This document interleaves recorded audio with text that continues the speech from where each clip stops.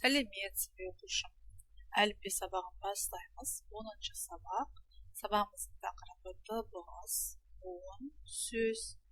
Бау-бақшада не өседі?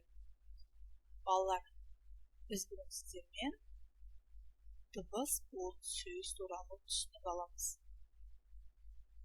Бірінші суретте не берілген? Алма. Алма сөзінде 4 дыбыс бар екен. Алма. Демек, А. Бірінші әріп қызыл түсіп берілген, бұл дауысты дыбыс. Л. Дауыссыз дыбыс. М. Дауыссыз. А. Дауысты. Алма. Демек, алма сөзі 2 буынға бөлініп айтылады, жазылады. Алма. Келесі суретте өріктің суреті берілген екен. Өрік. Өрік. Өрік сөзі 2 буынға бөлініп жазылады. Өрік. Балалар, алма мен өрік қайда өседі? Қайда өседі? Бауда, бақта, бау-бақта өседі екен балалар. Келесі суретке назар аударайық. Бұл жерде бірнеше алмалар берілген екен. Демек, бұл жерде алмалар көпше түрі, алдыңғы суретте бір ғана алма берілген. Ал келесі суретте 3 алма тұр. Демек, бұл жерде алмалар көп.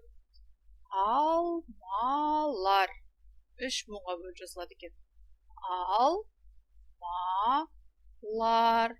Алмалар. Келесі суретте өріктер. Бұл жерде бір емес, 2 өрік берілген екен. Өріктер 3 буынға бөлініп жазылады екен. Өріктер сөзі 3-ке бөлінген. Келесі суретте бізде бұрыш берілген. Бұрыш. Бұрыш 2 буынға бөлініп жазылады. Бұрыш. Бұрыш 2 буын бар бұл сөзде. Ал сәбіз. Сәбіз. Бұл сөзде 2 буынға бөлінеді. Сәбіз. Картоп. Келесі суретте картоп 2 буынға бөлінеді бұл сөз. Балалар, бұрыш, сәбіз, картоп, қызанақ қай жерде піседі? Қай жерде өседі? Бұлар бақшада өседі екен. Келесі суретке назар аударайық балалар. Суретте ненің суретін көріп тұрмыз? Бұл әрине қызылша. Қызылша сөзі 3-ке бөлінеді. 3 буынға бөлінеді. Қызылша. Қызылша. Келесі суретте қызанақ берілген. Қызанақ 3 буынға бөлінеді. Қызанақ. Қызанақ. Қызанақ сөзінде 3 дауысты дыбыс бар. Қызылша сөзінде 3 дауысты дыбыс бар. Сондықтан 3 буын бар. Қызылша. Қызыл түспен берілген дауысты дыбыс. Балалар, қызылша мен қызанақ қайда өседі?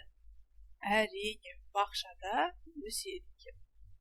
Балалар, біз бүгін сіздермен дыбыс, буын, сөздерді дыбысқа ажыраттық және буынға бөлдік.